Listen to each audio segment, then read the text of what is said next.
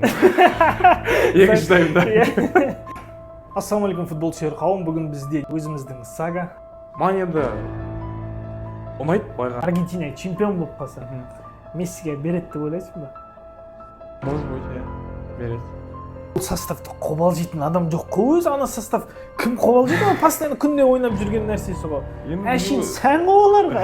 Құрметті спорт сүйер қауым, неге офсайд подкастының продюсерлерінің шешімі бойынша біздің подкастта букмекерлік кеңселер, арақ, шарап, темекі, немесе де басқа да денсаулық пен сіздің қаражатыңызға зақым әкелетін жарнама ешқашан болмайды. Егер де сіздер біздің ауқасы спорт қозғалысын қолдағыларыңыз келсе, каналды донатпен қолдауларыңызды сұранамыз. Біздің деректер осы видеоның сипаттамасында жазылады. Ассалаумалейкум футбол сүйер қауым, бүгін бізде неге офсайд подкастының екінші саны. Бүгін бізде қонақта Ордабасының қорғаушысы 13-ші номердегі Тұрсынбай Сағадат, өзіміздің Сага. Қош келдің тағы бір рет. Қалай, не болып отыр Ордабасыда? Қазір чемпион болуға дайынсыздар ма? Тағы бір рет чемпиондыққа жақын тұрыпсыздар? Біріншіден барлықтарыңызға ассалаумалейкум. Күнделікті сол әр ойынға дайындалып, сол тренировкада, ол жағын енді Құдай қаласа уақыт көрсетеді, жылдың соңына жақын. Жақсы, ал уже Лига чемпионовқа, уже жеребьевка тасталды, сіздердің қарсыластарыңыз көрінді, бәрі сіздерге уже соған дайындықтар қалай болып жатыр? Енді ол матчқа әлі уақыт бар. Біздің тренер айтқандай, бізде қазір ол ойынға дейін қателеспесем 3 ойындай болу керек. Біз әр ойынға дайындалып жатырық, ал оған кейін уақыт көрсет, келген кезде. Настрой жақсы ба Лига чемпионовқа? Әрине, ол тем более международный арена. Бір Реал Мадридпен түсіп қалып дегендей. Неге түспес Құдай қаласа. Бізде неге офсайд форматы бойынша біз енді Сағадаттың қай клубқа жанкүйері екенін біліп, сол клуб туралы сөйлесетін боламыз. Сағадат қай клубқа жанкүйерсің? ПСЖ, Францияның ПСЖ командасы. Сол әр ойын жібермей көруге тырысамын. Негізі өзіме Лига 1 ұнайды. Лига 1 матчтар, чем АПЛ-ді қызық, бірақ үйде басынан если 2-1 келіп қалатын болса, Лига 1 матчтар ұнайды маған. Қазақстанда бір адам сен болсаң керек, Лига 1-ді көретін. Жоқ, өзіме сол Францияның Лига 1 ұнайды, басқа командалар көріп жатқан кезде инада үйде боламыз. Сол воскресенье, суббота күні барлық Европада ойындар болады ғой. Сол кезде басқа елдің лигаларын бірге қоса, тек қана сол Лига 1 қосып, түнде болса түнде, күндіз болса күндіз, соған жұмыстарым соған әрекеттеп, сол көруге тырысамын. Саған не себеп болды ПСЖ-ға жанкүйер болуыңа? Оның ешқандай себебі жоқ. Өзіме сол жүрегіме жақын жақты. Уже қанша жылдан бері сол клубқа жанкүйерсің? 3 жылдан бері шығар. Оған дейін де прям осы менің командам, осыған мен баритетімден ондай болған жоқ. Одан 3 жылдай болып қалды. Прям түнде болса түнде ойын көремін, күндіз болса күндіз, жұмысым соған реттеп, қалай болады, кәдімгідей ойындарына қарап, даже айттым ғой, YouTube каналында подписан, YouTube каналда әр тренировка шыққанын көріп, қалай болып жатыр, не болып жатыр. Былайша айтқан кезде прям бос уақытымда соны не істеп жатқанын көріп отырамын ғой. Ал қазір мысалы қарап отырсың, Мбаппе кетіп қалды ПСЖ-дан. И сенде точно қалай ощущение? ПСЖ бұрынғы несіне күшімен ойнай ала ма или не деп ойлайсың? Негізі ол ПСЖ-дан осыдан қанша 2 жыл бұрын кетеді деді Реал Мадридке. Қазір енді уже кетті. Енді официально кетті, бірақ енді білмеймін, ол может енді ол басқа бір игроктардың, керісінше ол бір игроктың шығуына как бы шанс шығар, басқа игроктар өздерінің игроктарынан шығуына. Мысалы, уже Мбаппе ПСЖ номер 1, былайша айтқан кезде. Может, басқа біреуге шанс келген шығар сол орынды алуға деп ойлаймын енді өзім. Францияда номер 1 болды. Францияда, сол ПСЖ командасында. Ал мысалы Энрике келді, Энрике келді. Қалай ойлайсың, Энрике келгені дұрыс болды ма ПСЖ-ға или? Дұрыс деп ойлаймын, өйткені Энрике в основном бір тек қана топ лигада болады ғой. Барсада алды, сборная Испанияда болды, в основном чисто топ лига, топ командаларда. ПСЖ-ға келіп, енді бұл жыл Лига чемпионатта, бірінші жылы ғой. Лига чемпионатта болған, может енді осы жылы Құдай қаласа көреміз, может уже қанша, уже 3 жыл ма, 4 жыл ма ПСЖ бәріне келеді, өтеді, финалға кейін ұтылып қалады, либо полуфиналда ұтылады. Бұл группадан бәріне шығады. енді псждан мысалы мбаппе кетті, қазір білмеймін оның ойын, мбаппе кеткеннен кейін кім көреді псжның ойынын. Қазірде уже білмеймін, мен Қазақстанда жалғыз адам сен болсаң керек. Лига 1-ді көретін. Мен көремін асын. Мбаппе кеткеннен кейін вообще мен ойлаймын қазір көбісі Реалға өтеді Мбаппенің артынан. Мүмкін. Сен қап кетесің ба сода? Иә, мен мысалы псждан басқа Монаконың ойындарын көремін, Лиль, сосын тағы мысалы Гаверге кім Далер Кузаев деген зениттің игрок өтті. 10 ойын көруге тырысамын. Просто маған енді өзіміздің как бы Россия жақын болғасын, сол игроктар өткесін қызық та. Мысалы қалай болады? Мысалы Монакода Головин ойнайды. Сол ойындарын көріп отқан. Арабтар алғаннан кейін псж адам сияқты ойнайтын болды да. Оған дейін енді білмеймін. Енді мен баяғыда болсын білмеймін, псж деген команда өте Ибрагимовичтер бар еді, басқалар бар еді. Онша соңғы 3 жылдан бері прям активно бәрін қарап, кім өтейін. Даже вот жақында кім Краснодардың вратары Сафонов. Матвей Сафонов өтті. Сол Месси болды, Неймар, Мбаппе, Рамос келді. Бір кішігірім галактикос болды. Сол кезде не жетпеді псжға Лига чемпионовты алуға? Ондай состав мен ойлаймын чемпион болмаса ұят болатын состав еді. Сондай болған еді негізі. Неге чемпион бола алмады? Не жетіспеді псжға? Ол жағын прям точно айтамын, потому что біз неяқты отырмыз, ол жақтағы не оқығанын білмейміз, олар қалай атмосферасы қалай, аурасы қалай екенін біз неяқта отырып айта беруіміз мүмкін. жоқ, енді жанкүйер айтады ғой по-любому, сол үшін жанкүйер ол бүйту керек еді деген. енді неяқта бізге айту оңай, мысалы бай істеу керек еді, әр ойыннан кейін. Сол үшін біз жанкүйеріміз ғой, соны жақсы көреді ғой. ал мен мысалы сол сферада жүргеннен кейін уже білемін да, мысалы оңай емес екенін. Бізге айту оңай, ой бай істеу керек еді, болатын еді ғой деп ше. ал мен сол сферада жүргендіктен шамалы ол байси салмайтын нәрсе емес та ол. Одан кейін білемін да, сол мысалы ол жерде бір әркім әртүрлісі болады ғой. Мысалы біз үйде көріп ағаның інімін көріп отқан кезде ой байси салу керек еді ғой. Ол былай істейтін болса ол бәрі былай істей беретін еді ғой дейді, былай тартса. Былай істеп чемпион әр тепкені гол бола беретін болса қызық емес қой ол кезде деймін да.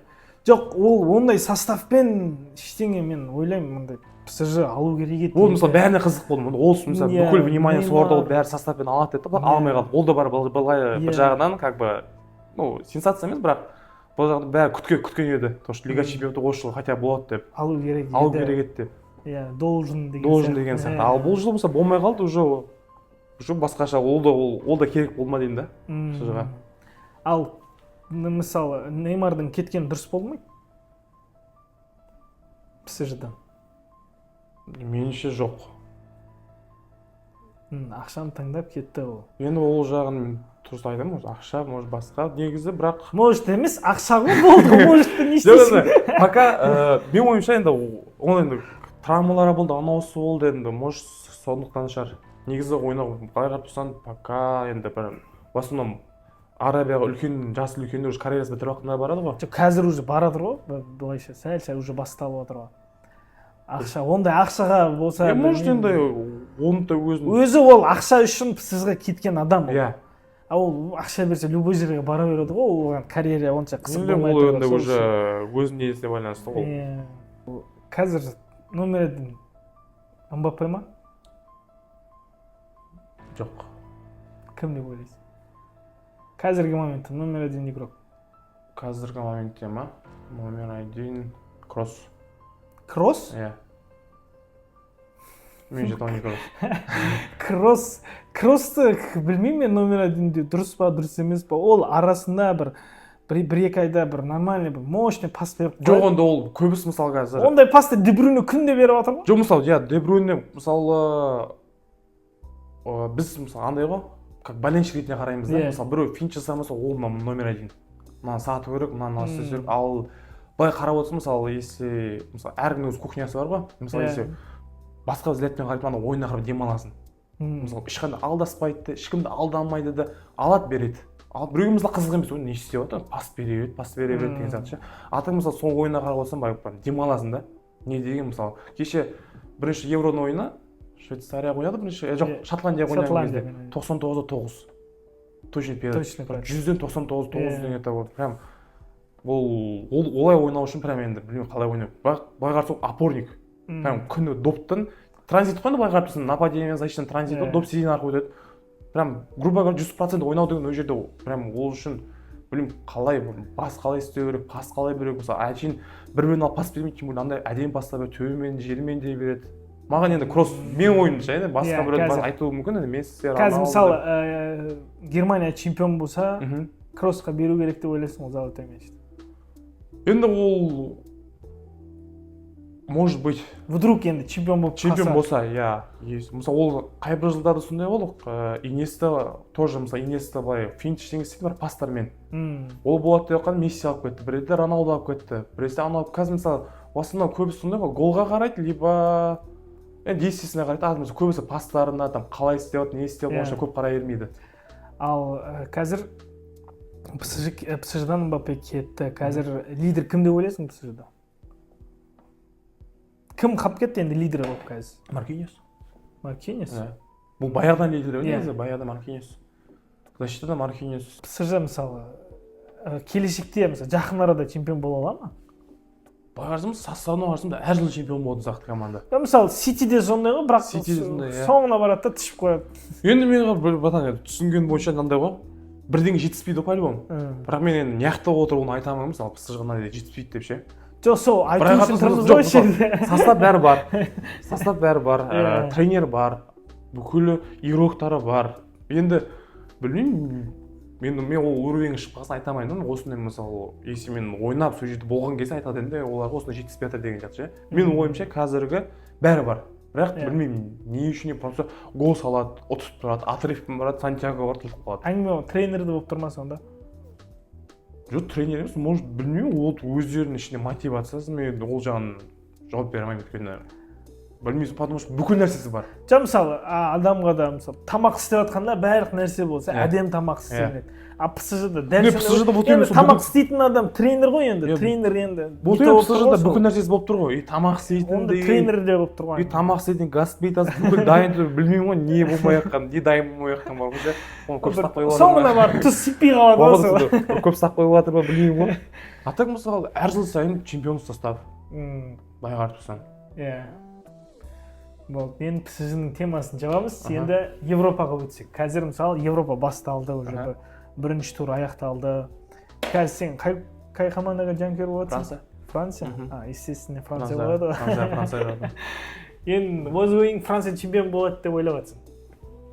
иә бірақ кеше Испания мен Италия Испания что фаворит сияқты бұл жолы Испания біраз Иә, мен де көрдім. Испанияда ойын бар. Тек мен Испанияда ойын көріп жатырмын. Басқа мен фаворит командаларда ойын көріп жатқан жоқпын да. бұл бүгін мысалы Франция мен Нидерланды осы уже ясно потому что аналарға да очко керек бұларға да очко керек енді қызық болатын сияқты оның алдында Австриямен ойнаған кезде енді бірінші ойын әркімде қобалжу деген болады ғой енді ол составта қобалжитын адам жоқ қой өзі ана состав кім қобалжиды ғой постоянно күнде ойнап жүрген нәрсесі ғой әшейін сән ғой оларға может енді атмосферада или енді как бы болғандай ғой жылына 4 жылда бір ақ рет келеді мысалы лига чемпион болса енді жылы істей саламыз деген сияқты бар ғой бұл жерде жылына 4 жылда бір жыл келіп бір рет келетін иә просто жоқ мен айтып жатқаным ана состав енді мысалы қобалжитын состав емес қой ол олар үшін әшейін сән болу керек қой барып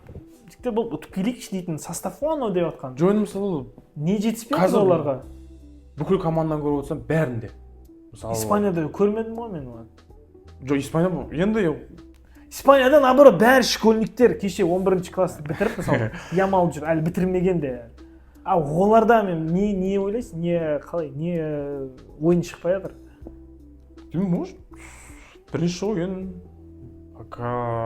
может енді ойнайынша потому что то же самое Аргентина ана жағы неде Сауд Арабиямен былай қарап тұрсам мысалы одан кейін чемпион болып кетті чемпион мира болды может то же самое осындай енді басында болды может бұл ол да жақсы шығар то что келесі ойын ғой чтобы жақсы ойын жақсы настроймен шығатын бар ғой ол да керек шығар деп ойлаймын иә қазір данный момент фаворит Испанияда тұрсың ғой иә қазіргі ойынға қарағанда кеше потому что Италиямен ойнаған кезде мысалы Италияны 84-ші минутта ма бірінші угловой істеді оған дейін даже бағарсын аналардың 16-іне барған бір вратарь ойнады ғой бір вратарь бәрін до конца кіргізіп атаканың бәрін ұстайды мүлдем атакасы болған жоқ иә мысалы сен де футболшысың сен де ол жастан өттің ол сферадан өттің 16 жасар иә жоқ ол жастан өттің ғой короче 16 жасар бала қазір 16 мектеп бітірмеген бала ол келешегі қалай Фати сияқты сынып кетпей ма вот енді деген мысалы Испанияда андай ғой ойнап жатыр қазір қазір. барлық жерде внимание ғой.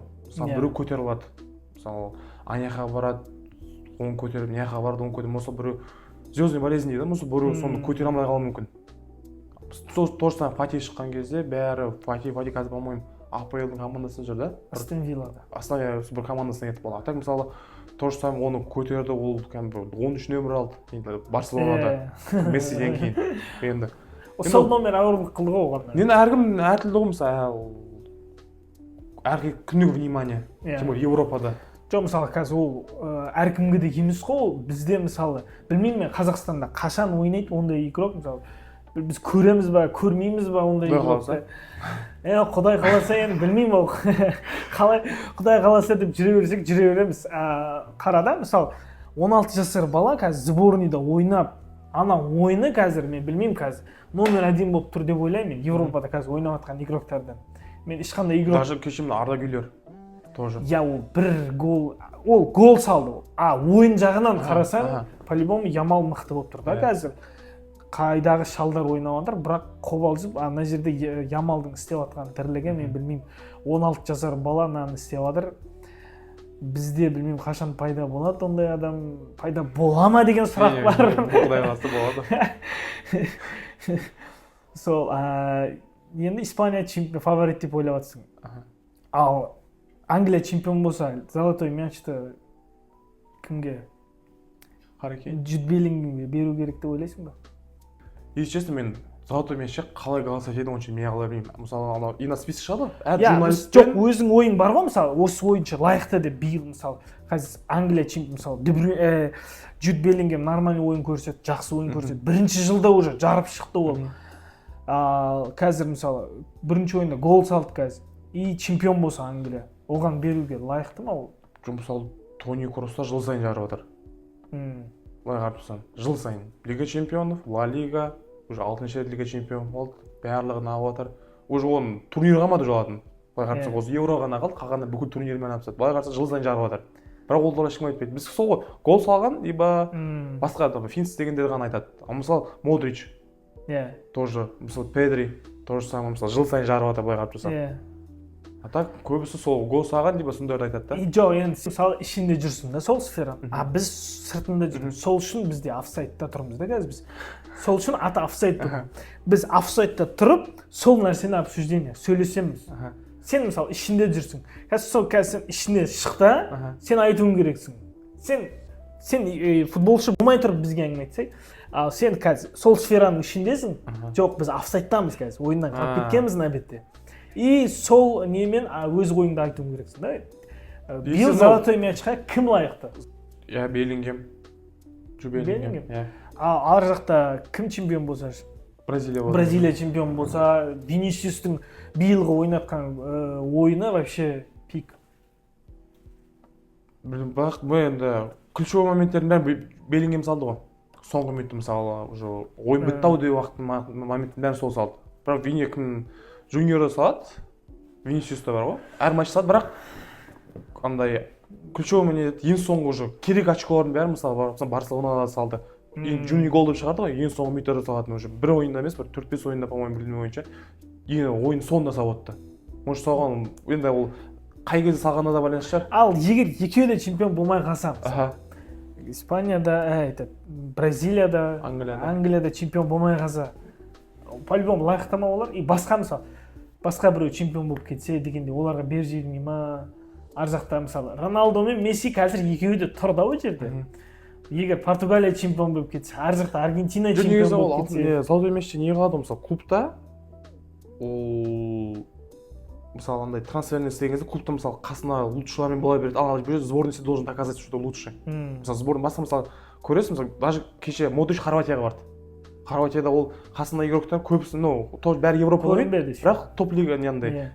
Только Модрич қана Реал Мадридте ойнайды, сосын Ковачич қасы Ситиде ойнайды. Қалғандары өз чемпионаты либо нет. Сол жақта если доказать ететін болсаң, от сол кезде лайықсың. А если мысалы Реал Мадридте қасында бәрі мысалы жүрген игроктардың бәрі былай қарасаң әр позицияда мысалы әлем бойынша номер 1 игроктар. Қазір мысалы уже Месси мен Роналдоға жетіп келіп жатырмыз. Енді қара, биыл егер вдруг там болып қалса Аргентина чемпион болып қалса Мессиге береді деп ойлайсың ба? Может быть, иә, береді. Уже білесің ба, кейін армия бізде екіге бөлінген ғой, Роналдо, Месси болып екіге бөлінген. Бұл 100%-лық көрсеткіш болады, то что Месси не заслужил деп шығады бәрі. Уже қаншама жыл сөйтіп нелерді шығарды. По-любому алып отыр ғой деймін. Иә.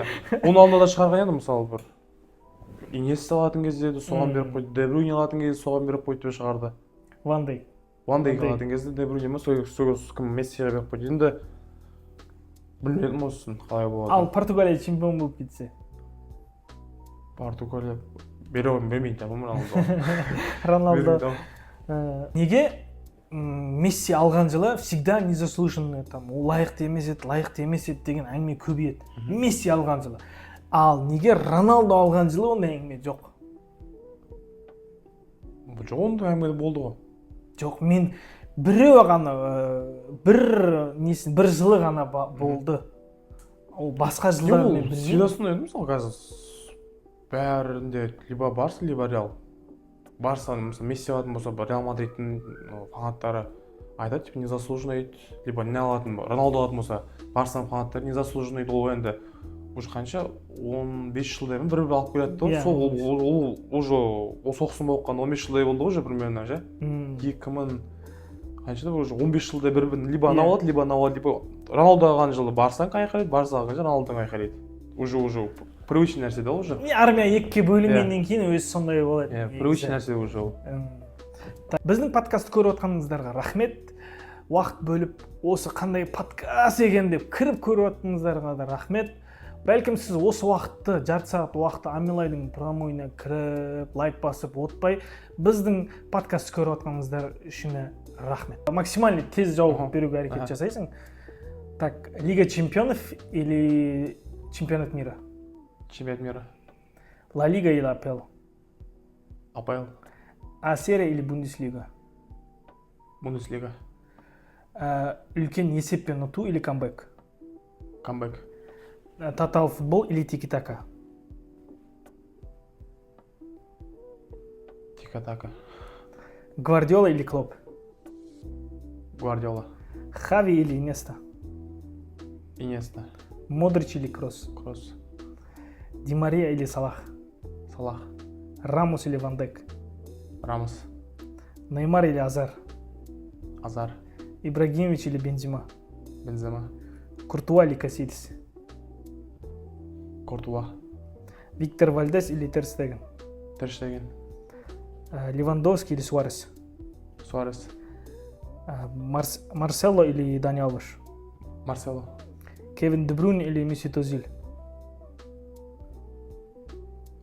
Де Брюйне. Холланд или Мбаппе? Мбаппе. Харри Кейн или Агуэро? Харри Кейн. Гризман или Пол Погба? Гризман. Месси или Роналдо? Роналдо. Один. Так уже Роналдо дегеннен кейін уже Реал Мадридтің жанкүйерлері сені жақсы көре бастайды. Бұл анық известный нәрсе болды.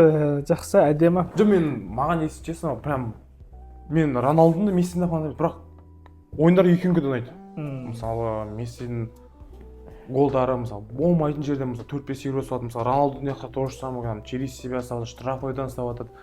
Прям мен олсын деп айтады, бірақ енді былай қарап тұрсаң Роналдонікі көбісі айтады, мысалы, чисто труд дейді ғой. Еңбек. Жоқ, еңбек дегенмен мысалы Месси андай таланты бар, сол мықты дейді.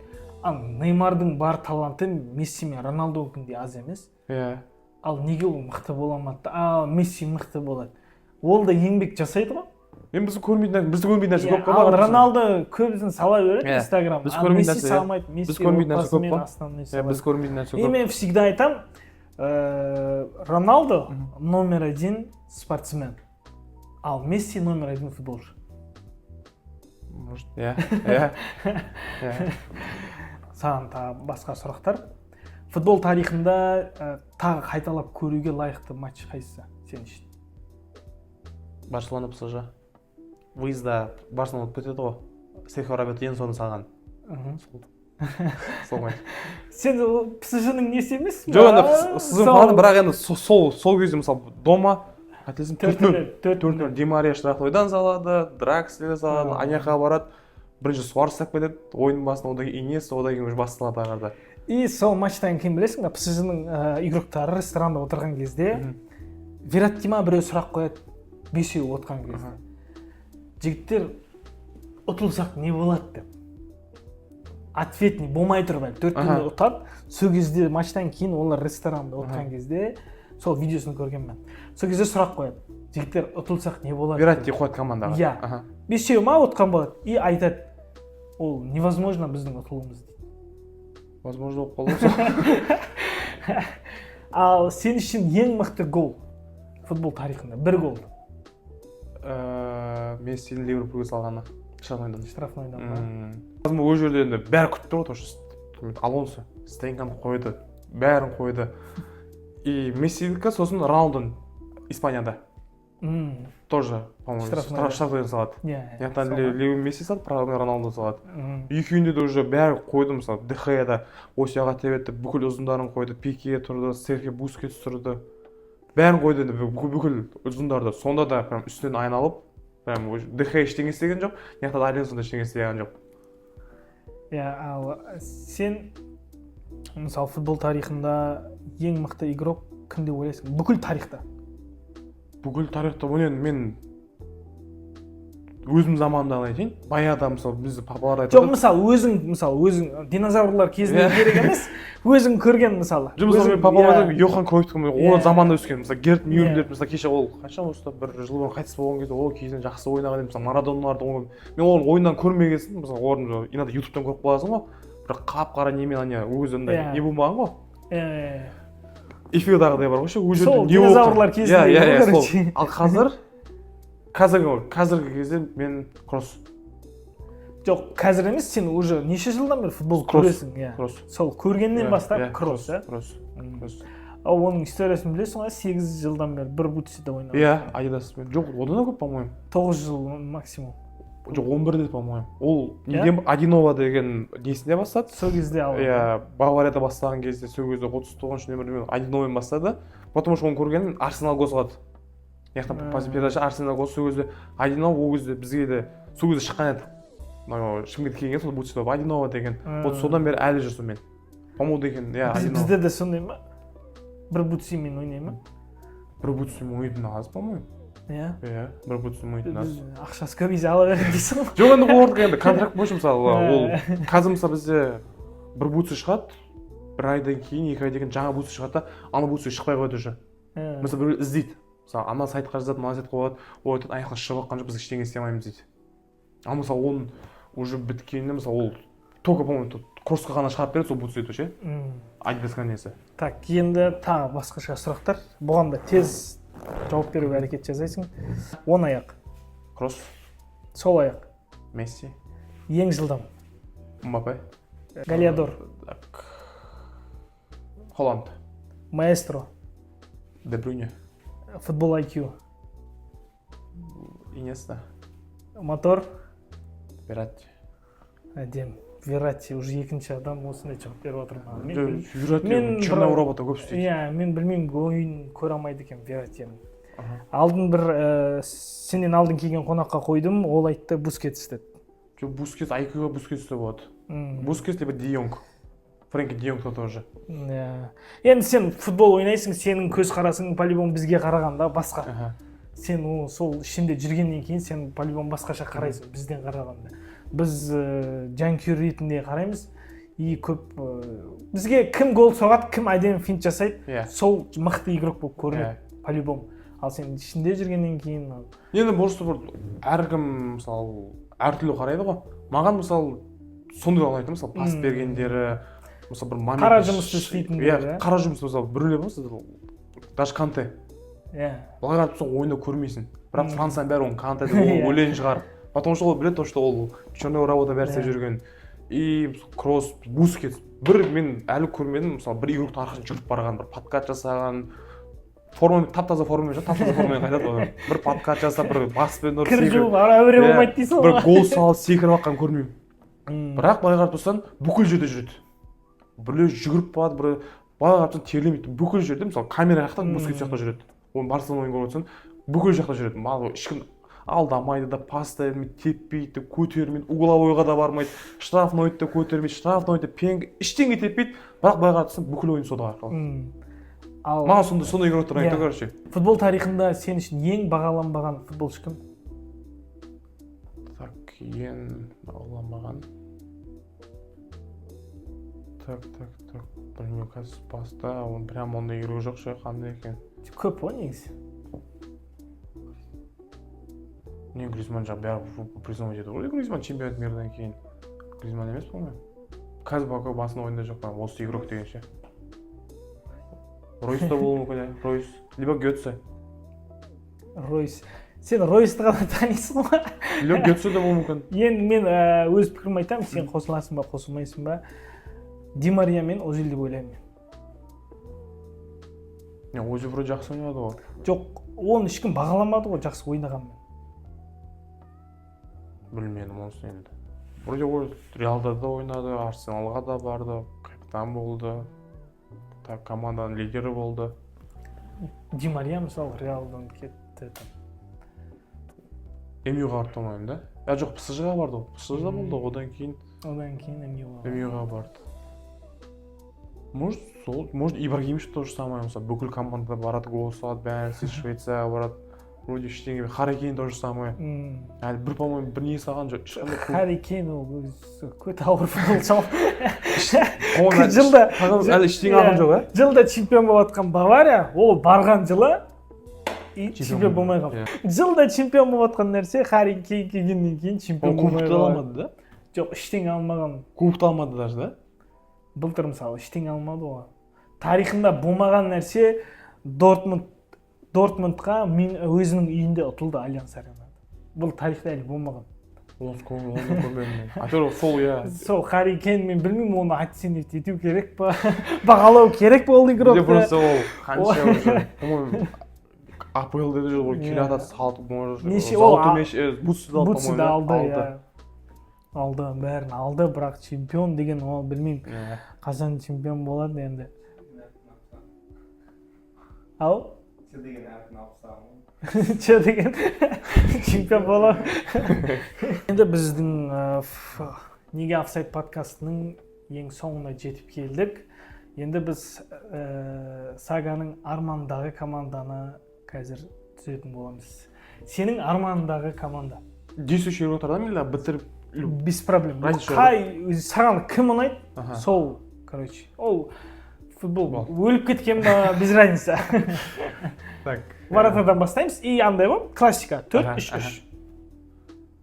Воротада Эдерсон, левый защитник Марсело, левый центральный Шлоттерберг. Сондай еді ғой Шлоттерберг, да? Просто оның атын мен оған қарай. Просто кейін атын дұрыс айтып қоймаса, дұрыс айтпасам да. Басқасын айта салшы лучше. Жоқ, просто сол айтты ойны. Правый центральный Ван Дейк, правый защитный да Карвахаль, Тони Кросс, Де Брюйне, Бускетс, Тони Кросс, Де Брюйне, Роналдо, Месси и Мбаппе. Өзіңді көріп отқан жоқсың ба составта? Жоқ, пока мен заменадан екінші таймда. Ал тренер кім? Тренерде Нагельсман. Ал соңғы сұрақ саған, болашақта тренер болам деген ой бар ма сенде?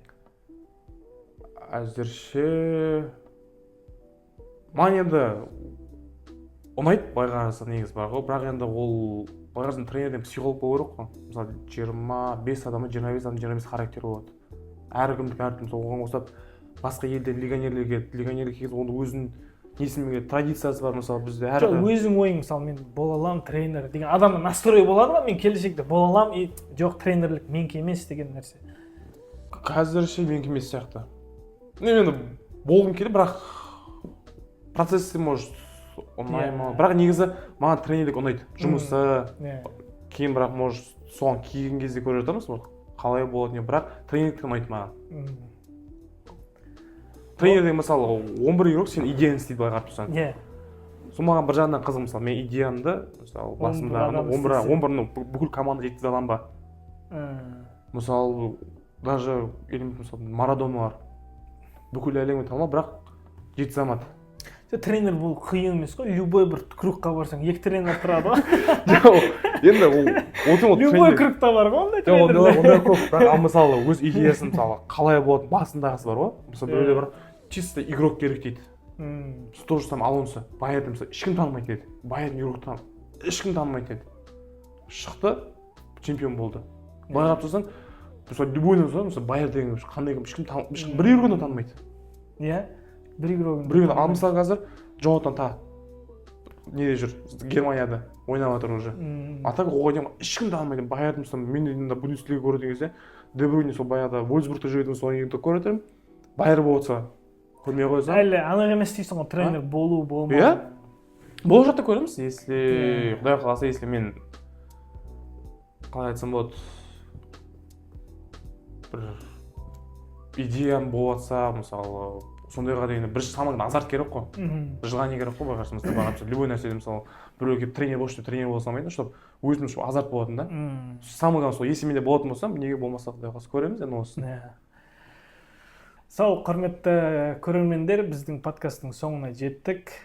Сага келгеніңе рахмет. Құдай қаласа чемпион болыңдар, Қазақстанда да Лига чемпионов та көрейік. Сол, қош, сау болыңыздар, рахмет. Сау болыңыздар.